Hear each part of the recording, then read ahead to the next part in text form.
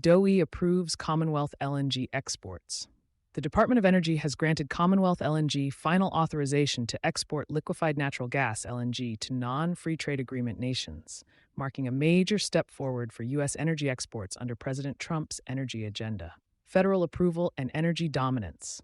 On August 29, 2025, the DOE's Office of Fossil Energy and Carbon Management issued Order No. 5T238A, allowing Commonwealth LNG to export up to 9.5 million metric tons per year, equivalent to 1.21 billion cubic feet per day, from its planned facility in Cameron Parish, Louisiana. Finalizing this authorization moves us closer to delivering more American LNG to the world, advancing President Trump's energy dominance agenda, Secretary Wright said.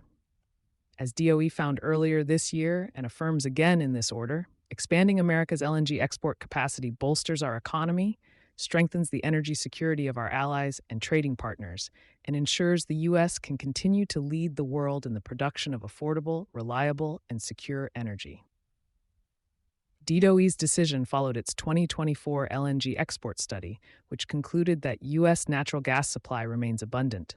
Increased exports would support GDP growth, and domestic price impacts are projected to remain modest. Market partnerships and project milestones.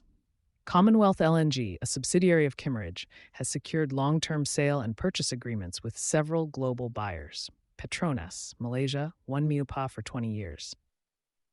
Glencore Ltd., 2 mtpa for 20 years, 1 mtpa for 20 years. The company signed an engineering, procurement, and construction EPC contract with Technip Energies in August 2025.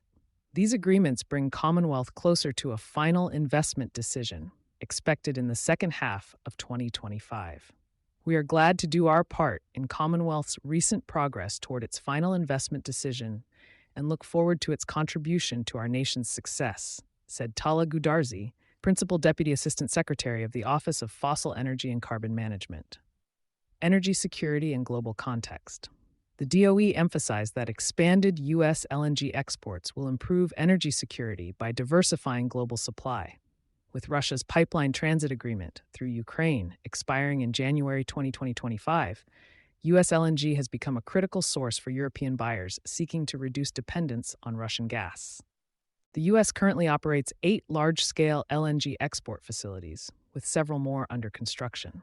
Under President Trump's leadership, DOE has authorized more than 13.8 BCF/d of LNG exports, exceeding the volumes of the world's second-largest supplier.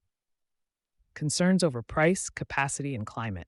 While the DOE framed the decision as consistent with the public interest, critics raised several concerns during the review process.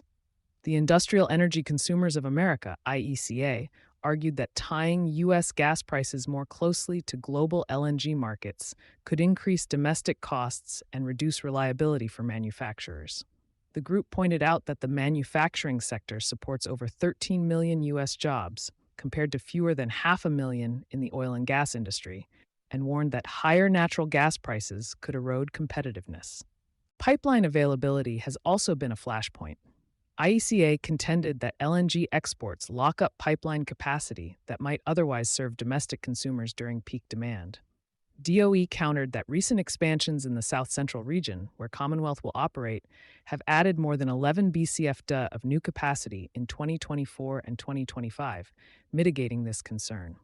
Environmental groups including Sierra Club, NRDC, and Healthy Gulf filed late interventions pointing to cumulative impacts in Louisiana's Cameron Parish, which already hosts multiple LNG facilities. They raised concerns about climate emissions, risks to fisheries, and disproportionate burdens on local communities.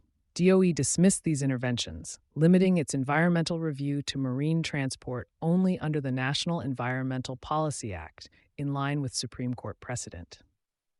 Some analysts caution global LNG demand projections are uncertain, while the Institute of Energy Economics, Japan, forecasts a 74% increase in LNG demand by 2050. Others warn of potential underperformance that could leave new U.S. projects vulnerable as stranded assets. Next steps.